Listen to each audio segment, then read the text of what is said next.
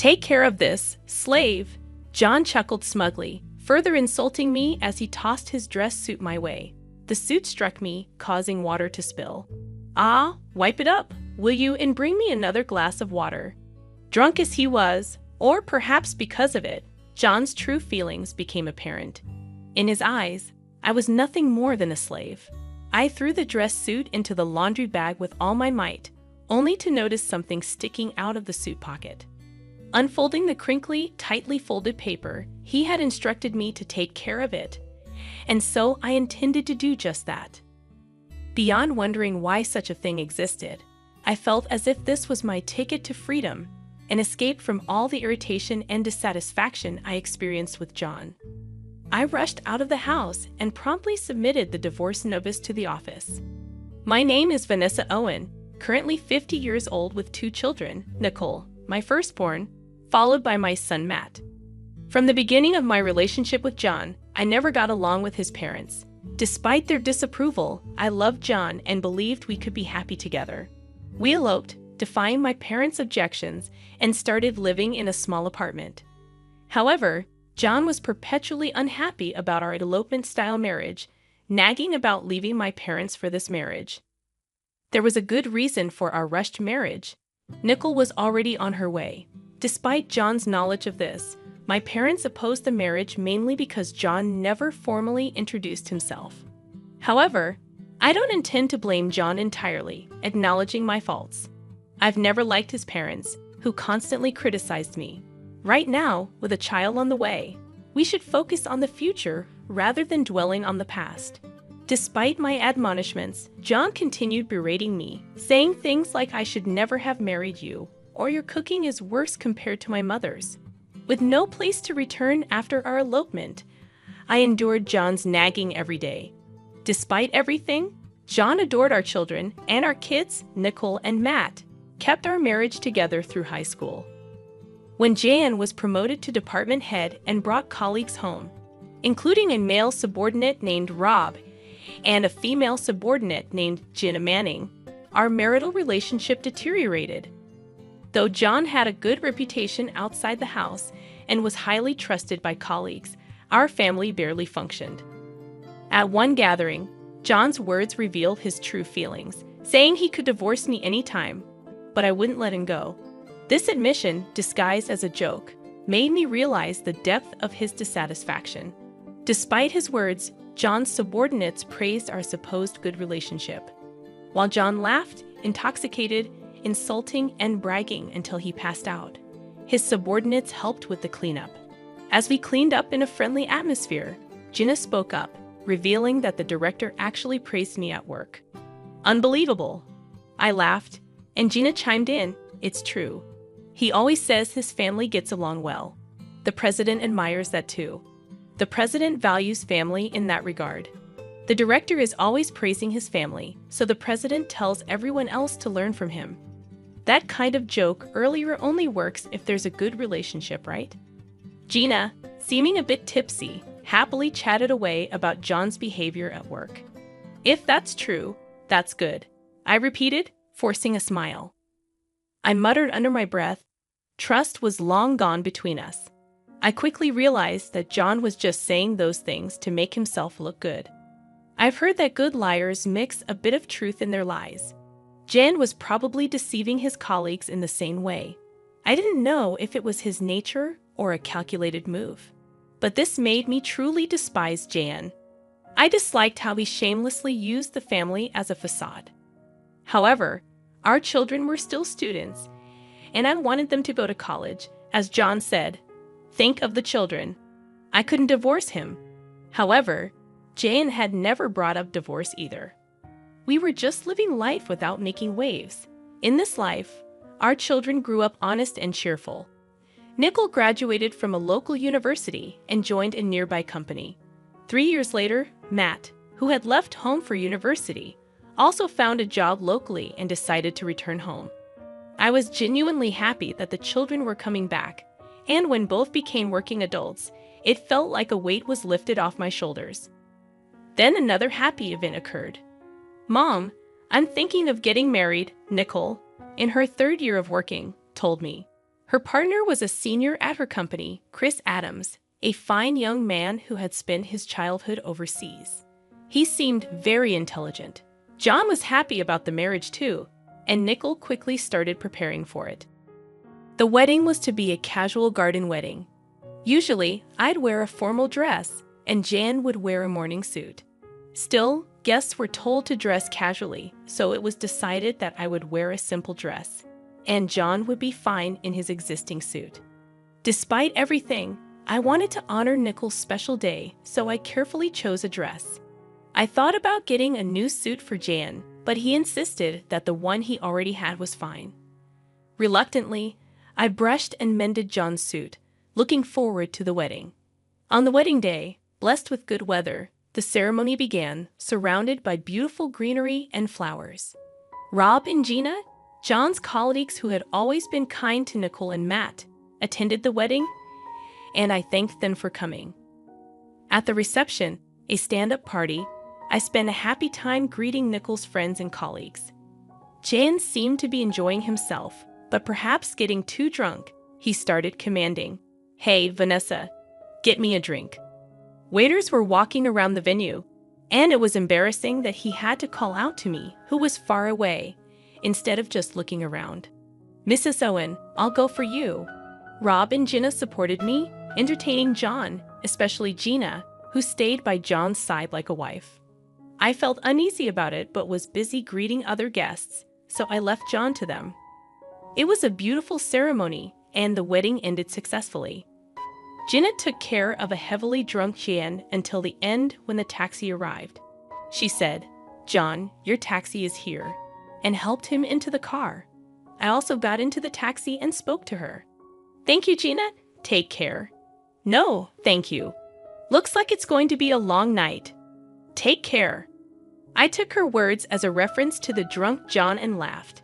However, her gaze was not on John but me. I felt strange again, but I said goodbye and returned home with Jan. Nicole and Matt went to the after-party, leaving just the two of us in the taxi. Jan seemed a bit more cheerful after a nap.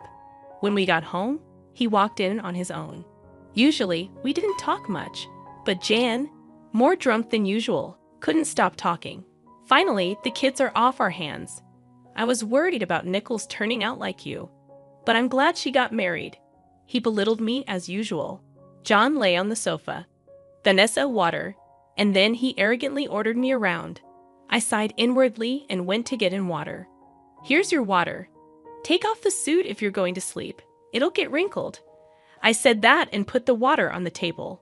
John, getting up, said as he undressed, "You're really useful. You do everything. I can't believe you'd speak that way, even if you're drunk. Hey, slave, take care of this." John chuckled smugly, throwing his dress suit at me. The suit hit me, causing water to spill. "Ah, wipe it up, will you, and bring me another glass of water." Whether drunk or not, it must be his true feelings. John thought of me as a slave. I was initially angry, but the anger didn't last long. Seeing Jian snoring loudly in front of me, I surprisingly felt nothing. I realized that I had become indifferent to Jian, lacking even hatred or love. After picking up the suit that John had carelessly thrown aside, I noticed his trousers had also been discarded. Feeling irritated again, I stood before the bag for dry cleaning, angrily throwing the suit into the bag with all my strength. That's when I noticed something sticking out of the suit's pocket. "What?" I muttered to myself, surprised, and pulled it out. It was a piece of paper, crisply folded. As I unfolded it, I had to cover my mouth in shock. At that moment, I remembered Gina's words about the night being long, so that's what she meant. Realizing this, a smile involuntarily formed on my lips. He said to take care of it, so I should, right? I could hear the excitement in my voice. The piece of paper in front of me, which had come out of John's suit pocket, was a divorce notice already filled out by Jan. Yeah, that must be it. He meant for me to submit it, so I will. More than wondering why it was there, I felt like it was my ticket to freedom. It seemed like an escape from all my irritation and dissatisfaction with John. It was still 8:00 p.m., and the dry cleaners were still open. I grabbed the dry cleaning and the divorce notice, rushing out of the house. After dropping off the suit at the cleaners, I headed straight to the government office. Please take this. I went to the 24-hour service desk and, with a smile, handed over the hastily completed divorce notice. Then I hurriedly packed my things, taking only what I needed. I left the house with John still snoring loudly. For the time being, I decided to stay at a hotel, soaking in a large bath and sleeping in a comfortable bed until morning. However, the next morning, my phone had several missed calls, all from John.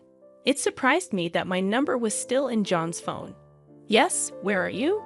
Just as I was thinking about it, another call came in. Reluctantly, I answered, and John's panicked voice came through. He must have been surprised to wake up and find me gone. After all, the spilled water is still there, a clear sign of something amiss. Where are you? Just as I was about to respond, John continued, We came home together, didn't we? The water is still spilled, and your clothes are gone. What's going on? From his words, it was clear he didn't remember what he had said the previous day. I sighed and said, You told me to send the suit to the cleaners, right? Well, there was a completed divorce notice in it. I thought that meant I should submit it, so I did. John erupted on the other end of the phone, yelling, What? How dare you do something so reckless? Do you realize what you've done? I was surprised by his reaction, but no matter how angry John got on the phone, it didn't bother me. You're so loud this early in the morning. I'm about to have breakfast at the buffet. Bye. Probably there was nothing to eat at home since I'd always prepared breakfast every morning. There was neither bread nor cereal stocked up. Nickel was likely at the hotel given as a wedding gift, and Matt wouldn't wake up until afternoon, having probably stayed out late drinking. John must be panicking alone in a house without food. With that thought, I savored my delicious breakfast. After breakfast, I immediately went to look for an apartment at a real estate agency. I didn't have the luxury of choice. I urgently needed to find a new place to live, but thankfully, I stumbled upon an apartment just a few blocks down from Nickel's new place. Moreover, the real estate agency was hiring part-time staff. I found both a home and a job that day and felt immensely grateful to the company. On my way back to the hotel, I received a call from Matt. Mom, where are you? Dad's making a fuss. I had been ignoring calls from John, so he must have forced Matt to call me. Matt's voice still sounded sleepy. I've divorced your father. I'm leaving the house, so take care. What? What do you mean? Matt sounded surprised by my words. Anyway, I needed to explain everything properly to my children. I decided to call Nickel that day and explain everything at the house. Why'd you suddenly call me here? Nickel looked anxious, understandably so. Yesterday was the peak of happiness, but today she was called to the house for something serious. She must have known it wasn't just a casual conversation. I felt sorry for her, but my parenting days were over. Being a parent is forever, but I want to live as a person, not as anyone's slave. I shouldn't feel ashamed for this. Even though I thought this, I couldn't shake off the guilt towards my children. A sudden divorce? What do you mean divorce? Both of them questioned me simultaneously, and even John, taking advantage of the situation, joined in. That can't be true, right? Convince her. Despite being the root cause of the issue, John played the victim. It was turning into a 3-against-1 situation. I wanted the children to understand that this divorce wasn't just my whim.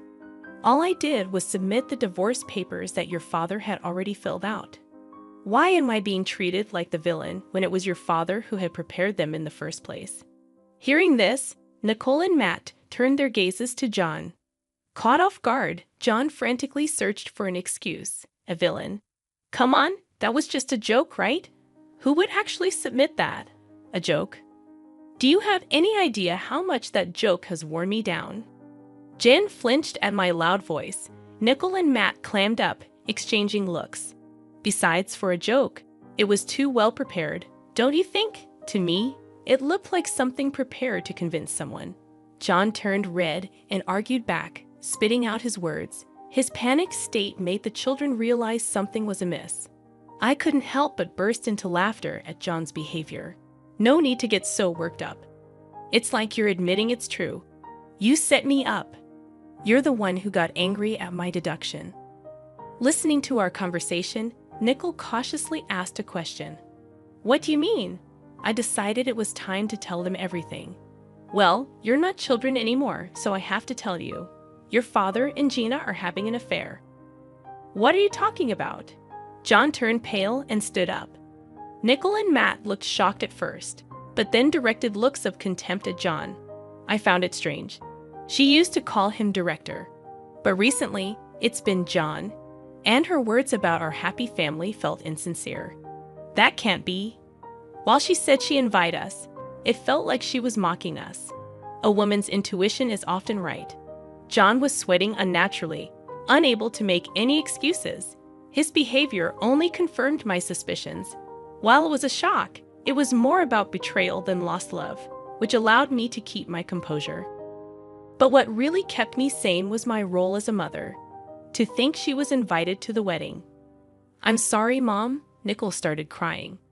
Jan looked hurt by her words, but he had no right to feel hurt, and Nickel shouldn't feel responsible. I only became sure of it yesterday. It's not your fault, Nicole. I comforted Nickel. As I said this, Matt sighed deeply, giving John a sharp look. I knew Mom and Dad weren't close, but this is too much. John's voice trembled pitifully. I had no choice. She kept pressuring me for a divorce, and I had to invite her to Nicole's wedding to convince her.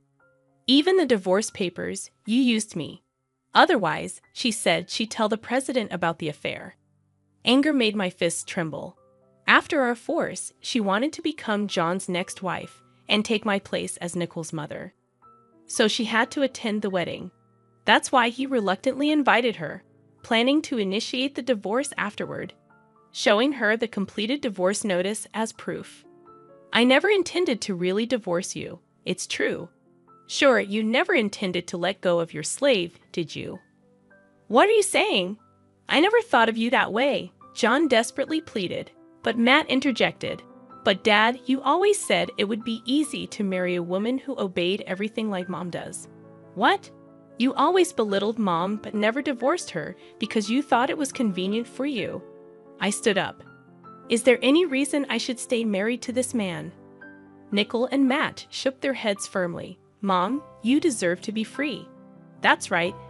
And you'll always be our mom, even if Dad becomes a stranger. Nickel wiped her tears and smiled through her sniffles. After that, we left the house. Matt, not wanting to stay with John, decided to move into my apartment.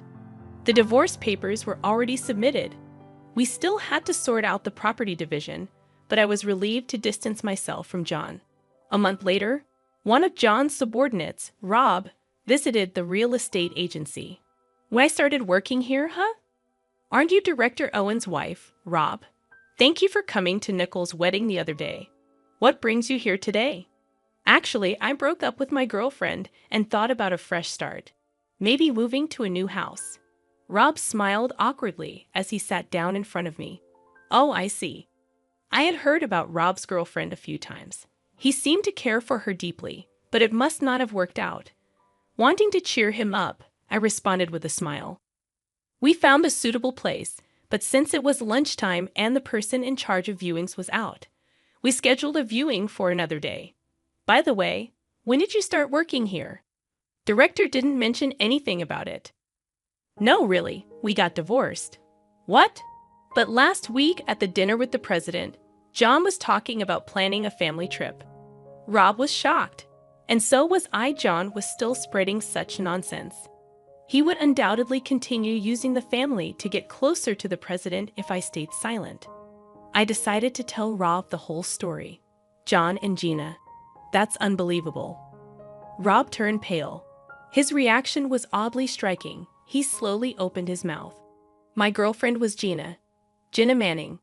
I gasped, not expecting that Rob and Gina had been dating. Rob muttered. I can't forgive them. I silently watched him. Mrs. Owen, I can't forgive the two of them. I'll inform the president. His determined gaze met my nod of agreement. I felt the same way. I refused to be manipulated by John any longer. Rob left the shop, saying he'd come back for the viewing another time.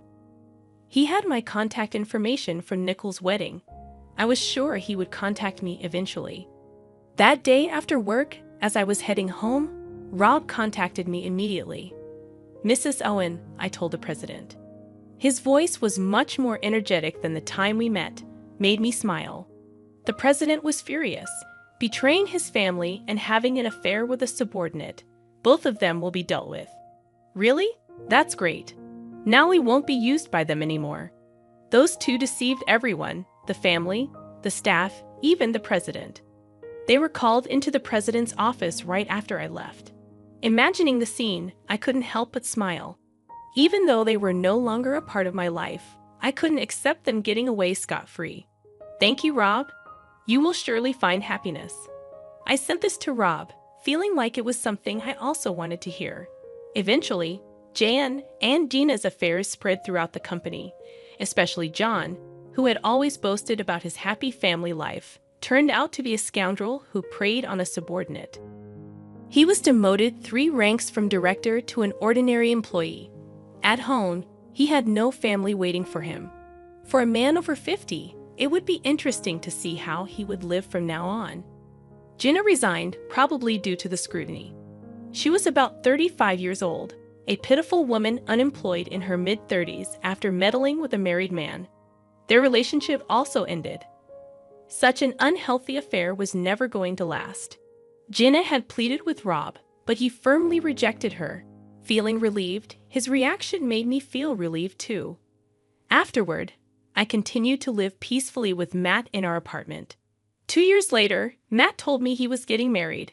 "Just when I thought I'd be alone," he said, "Mom, let's live together now. I'm looking forward to the birth of my grandchild." Living with Matt and his wife, Nicole, is also doing well as a mother of one. The fact our family keeps growing brings me joy. I reached out to my elderly parents whom I hadn't spoken to in a while, told them about the divorce. They said, "Bring the kids over sometime." And I felt endlessly sorry and grateful to them. I plan to make up for my past mistakes by being filial to my parents and continue to be a reliable mother, always there to help my children.